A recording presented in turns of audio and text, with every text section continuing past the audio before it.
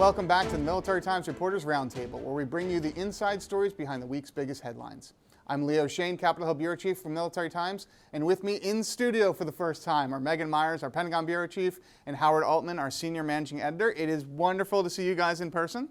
Thank you for having us. I know. Great to see you guys. We gotta do this more often. We gotta come Absolutely. together. So this is our final roundtable for 2021. So I wanted to look back at some of the biggest news stories of the year and take a few minutes to discuss how much is still left unfinished from them. And the top one for the military community is Afghanistan, the official end of the war, the withdrawal of all the U.S. troops from that country. In the chaotic final days of the American military presence there, we saw the fall of the Afghan security forces and the democratic government. We saw tens of thousands of refugees overwhelm the Kabul airport, and we saw 13 U.S. service members killed by a suicide bomber in what would become the final American casualties of the war.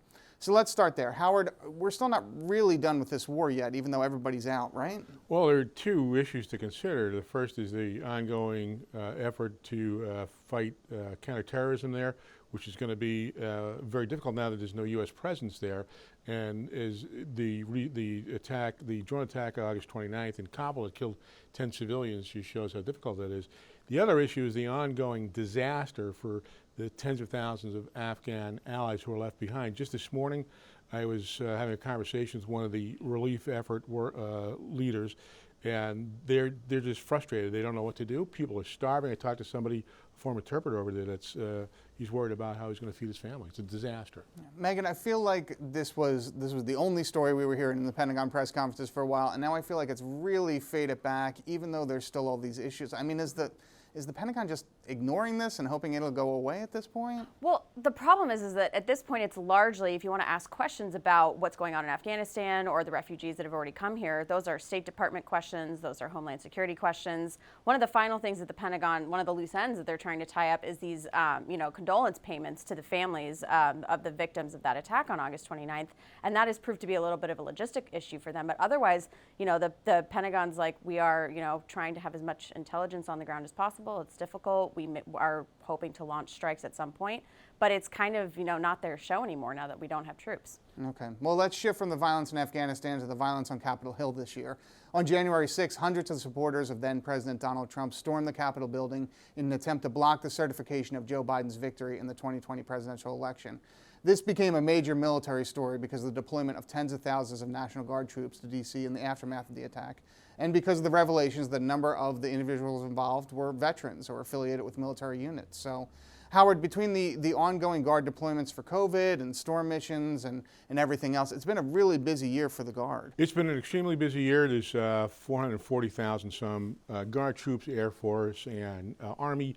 They're in Kentucky. They've responded to the tornado, responded to COVID, responded to the civil unrest. There's about 150 Florida National Guard troops right now in Ukraine with Task Force Gator. So it's going to continue to be a very busy time for them. And I know Congress has really looked into ways to expand some benefits to try and treat them, but we're still looking at very different benefit systems, very different support systems for the Guard and the active duty forces. Well, it depends on how you're activated, but for many Guard troops, it's an imbalance in terms of the benefits that they get, and I think there's an effort underway to change that. Megan, let's talk about the extremism angle here, because you've covered that a lot this year.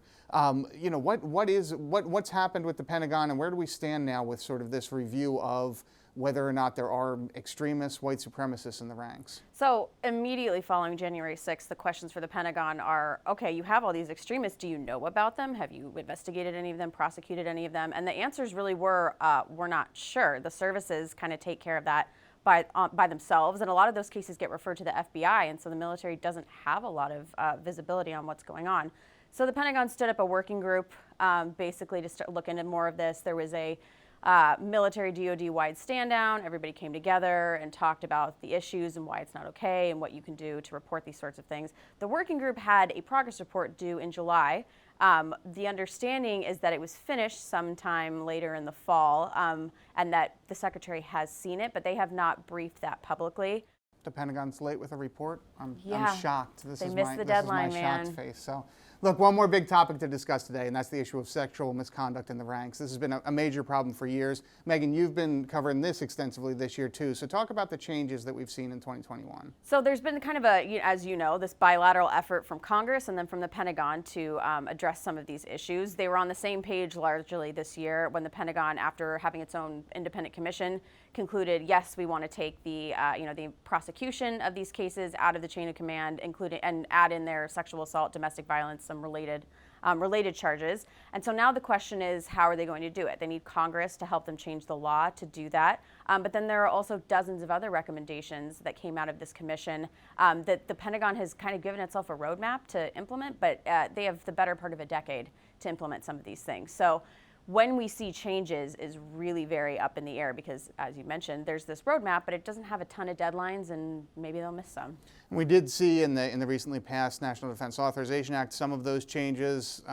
Senator Kirsten Gillibrand has been talking about this for years. Not all of them went in. Howard, they're moving ahead, so this will all be fixed soon, right? Oh, absolutely. No worries about that at all. We'll keep tracking it. One last item before I let you two go today. Back in July, I asked each of you to use your in-depth military knowledge and your investigative reporting skills to predict the winner of the Army-Navy football game. Megan, you said the Navy would get it. Congratulations. Howard, would you like to apologize to our viewers for misleading them? I went with my heart. My dad was in the Army, so I stand by that even But though I was as a wrong. reporter, I feel like you're held to a higher standard when you make predictions like this 5 months out, too. Yes, that's why you never ask reporters 5 months out to make a prediction on Army Navy.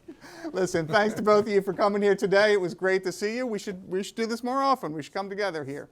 Thank you to our viewers for tuning in. You can follow all of our coverage on these issues in coming weeks at militarytimes.com. We'll see you next time.